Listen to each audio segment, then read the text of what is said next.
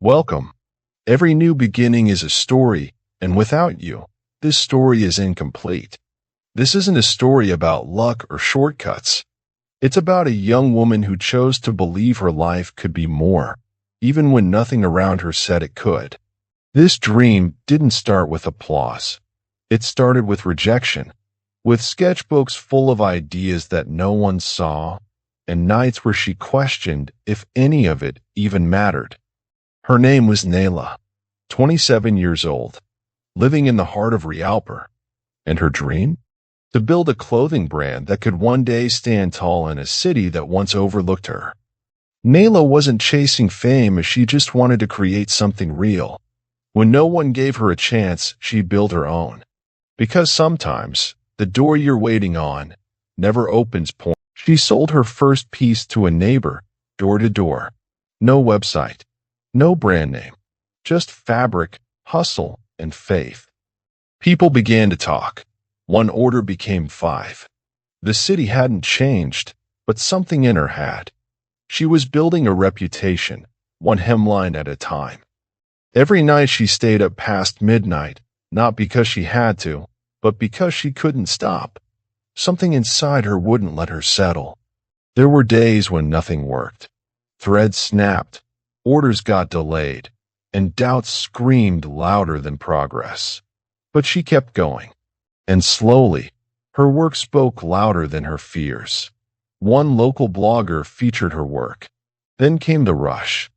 She emptied her savings to rent a tiny shop. No AC, no signboard, just raw walls and a dream louder than fear. Every rupee mattered. She budgeted down to the last thread spool.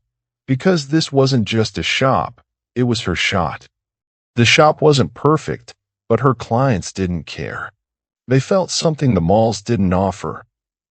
Heart, story, soul. 1 month, no sales. 2 weeks, 0 walk-ins. She stood in that silent shop and asked herself the hardest question. Am I enough? But instead of quitting, she made a plan. She offered free fittings, hand-wrote flyers, and told her story like it mattered, because it did. The next week, 5 women walked in, then 10, then 20. Turns out, people don't just buy fabric, they buy faith.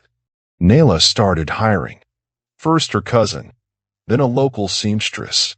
She wasn't just building a business, she was creating jobs. They worked shoulder to shoulder. No corporate titles, no egos, just commitment. Every piece stitch was a step toward a shared dream. Customers began to call them a family brand, because people don't just feel what you sell, they feel how you made it.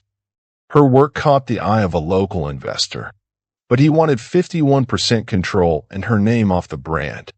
She smiled and said, "No, thank you." She decided to bootstrap instead. She saved. She reinvested. Every extra rupee went back into fabric, not facades. And slowly, she expanded. A second outlet opened.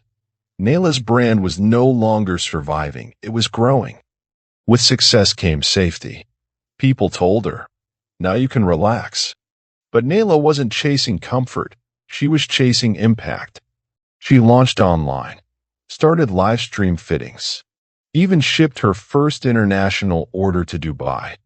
And just like that, her dream no longer lived in one shop. It lived in screens, closets, hearts, and homes. More clients, more orders, but also more responsibility. Deadlines tightened and suppliers delayed. Success, it turns out, comes with its own kind of stress. She could have compromised quality to move faster.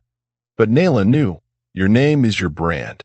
She chose excellence, even when it slowed her down. Her customers noticed. They didn't just return, they brought others with them.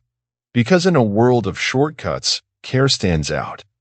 Then came the storm, a rumor, a false review, a competitor's jealousy. Orders dropped. Confidence wavered. She felt exposed, fragile, human. But that week, a letter arrived. Handwritten. from a young girl who wore one of Nayla's dresses to her graduation. It read, "I felt seen." That's when she remembered. She wasn't building for applause. She was building for impact. So she rose again. Nayla now runs 3 stores, a team of 14, and an e-commerce site delivering to 6 countries. But her favorite moment? When she visits schools in her hometown, telling girls, "Start with what you have. It's always enough." Nayla isn't just a designer anymore. She's a builder, a mentor, a movement, and her story is still being stitched.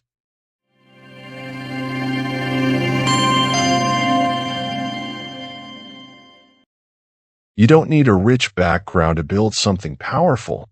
You need vision, belief, and the will to keep showing up, even when no one claps.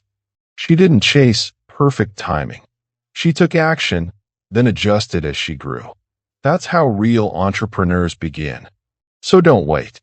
Risk small. Start smart. Your idea isn't too early. Your action is just overdue. Your boutique might be a one-room shop today, but your belief can scale it across borders. Don't wait for investors to validate your idea. Validate it yourself, with effort, with learning, with time. Every business begins with one decision. Will I keep waiting, or will I begin now?